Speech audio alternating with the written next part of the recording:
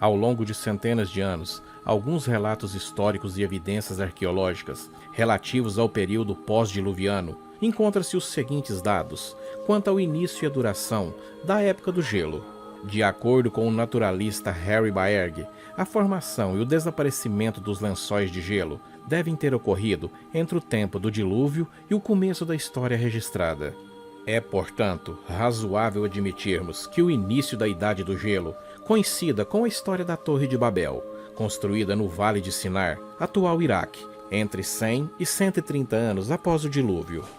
Mas o que as escrituras dizem sobre a época do gelo? Consta esses relatos na Bíblia? Isso é o que nós vamos ver a partir de agora.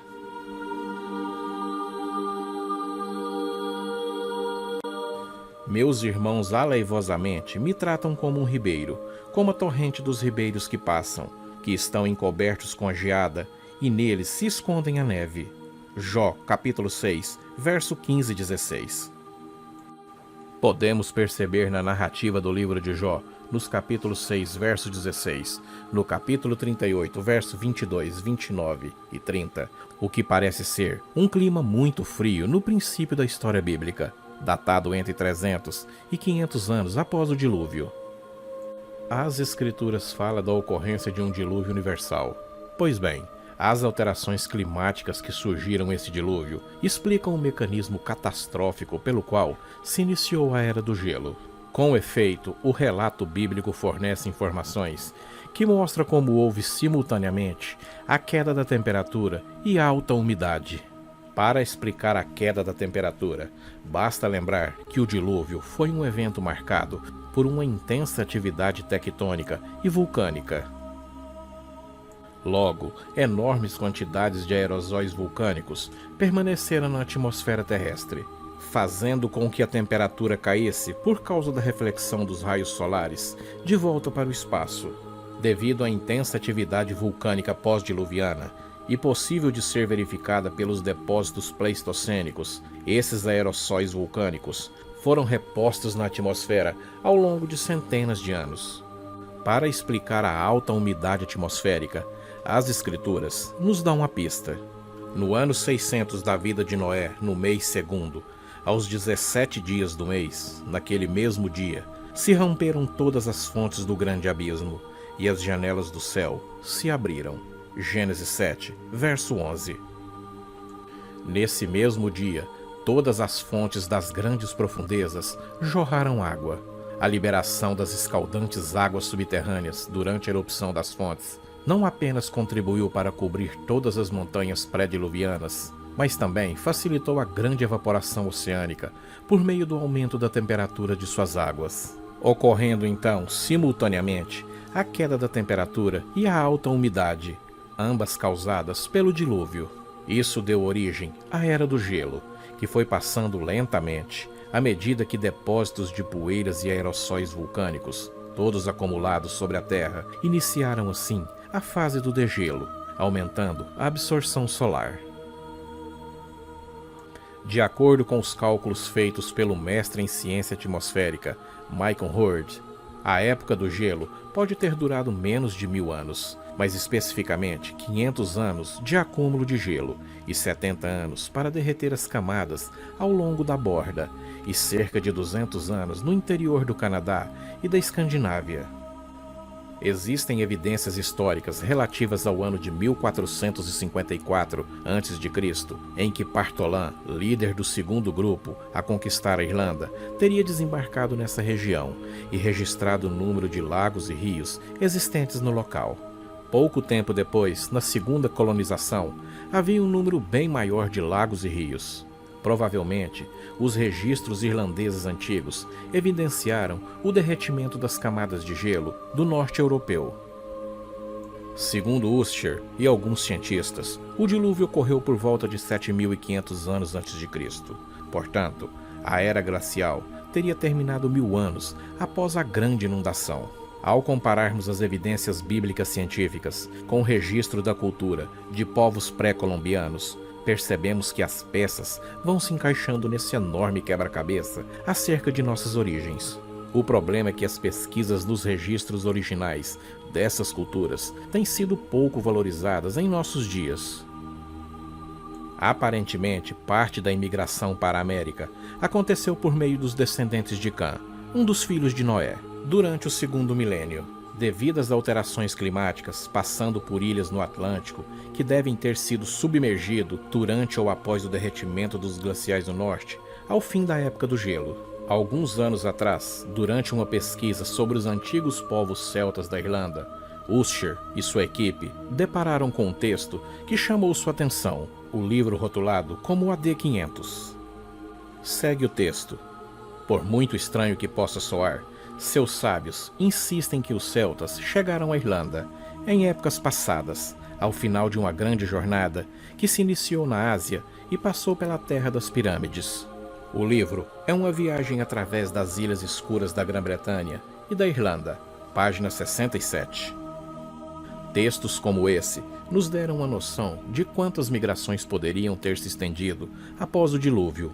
Já no século XV e XVI, pesquisadores percebiam as grandes migrações que ocorreram nos primeiros séculos da história, conhecidas e registradas, inclusive mencionada literalmente nas Escrituras. Observa-se que Cã e seus descendentes foram os únicos que viajaram e se espalharam por diversas regiões desconhecidas, pesquisando e explorando e se estabelecendo nelas. O autor Bill Cooper, em seu livro Depois do Dilúvio, menciona algo sobre a origem do povo chamado Mizraim, que habitou na região do Egito. Mizraim é mencionado nas Escrituras como sendo um dos filhos de Noé, Gênesis 10, verso 6. O nome está preservado com a sigla MSRM nas inscrições ugaríticas, e como Mizri nos tablets de Amarma e nos registros assírios e babilônicos, respectivamente, Musru e Musri. Os árabes modernos ainda conhecem como Mizri. Mas quem era esse povo? Mizraim? O povo egípcio são realmente os descendentes de Cã, filho de Noé? Será que realmente essa convicção dos antigos celtas da Irlanda estaria certa? Há alguma outra fonte histórica que registre a rota de migração do Egito para a Europa? No Tratado Único e Singular da Origem dos Índios do Peru, México, Chile e Santa Fé, do autor Andrés Diego Rocha, vemos a seguinte declaração. A data aproximada em que Osíris viveu, cerca de 2.400 anos antes de Cristo, coincide com o início do período do gelo, mencionado no vídeo acima. Podemos encontrar relatos também acerca do percurso e da passagem pelo Egito, que assim como Osíris, outros povos teriam feito antes de alcançar seu destino final. Evidências científicas atuais reforçam o argumento de que o povo do Egito fazia com facilidade a rota transatlântica antiga, mais de 2.000 anos após a criação. Em 1992, uma pesquisa inicial alemã encontrou vestígios de cocaína em múmias egípcias, e a autora do estudo foi muito criticada. Em 2009, porém, outro estudo reforçou os achados prévios alemães, sendo que a coca era uma planta original da América do Sul. Isso evidencia que os egípcios já percorriam essa rota via Oceano Atlântico. Em 2016, por sua vez, um estudo novo encontrou traços de cocaína em múmias, e desta vez anunciando a possibilidade de migração humana via rota transatlântica antiga.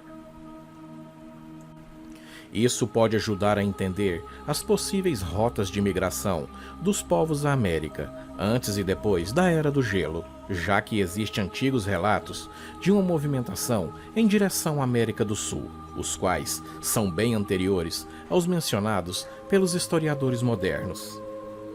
A propósito, recentemente se descobriram evidências não apenas de relatos, mas sim da arqueologia encontrada por imagens de satélites que identificaram antigos geoglifos, terraplanagem provavelmente usadas para cerimônias, mostrando que a Amazônia pré-colombiana já foi uma grande metrópole e que abrigou uma população muito maior do que se imaginava anteriormente, chegando a ser dezenas de milhares de pessoas.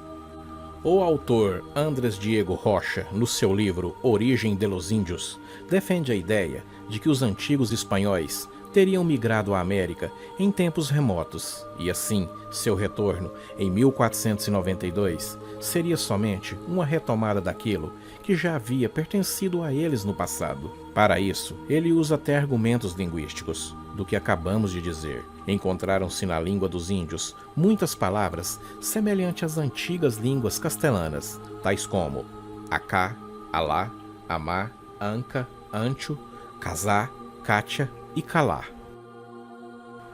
E essa tal ilha, chamada pelos autores de Atlântida, fica onde? É possível que essa ilha tivesse sido um pequeno continente ou um grupo de ilhas no Atlântico, sobre a dorsal meso-oceânica. Segundo Platão, ela foi destruída por um desastre natural, possivelmente um terremoto ou um tsunami, e isto foi em um único dia e noite.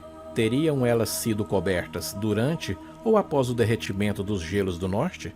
Ela não é mais mencionada após o segundo milênio antes de Cristo.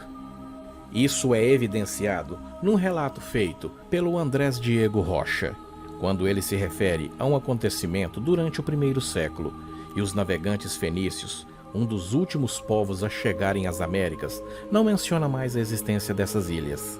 Conforme relatos, eles se maravilharam ao chegarem a uma ilha muito ampla e abundante de pastagens. Essas ilhas estão localizadas na região do Caribe. Assim, temos fortes indícios de que uma das rotas naturais dos imigrantes teria sido em direção à América do Sul.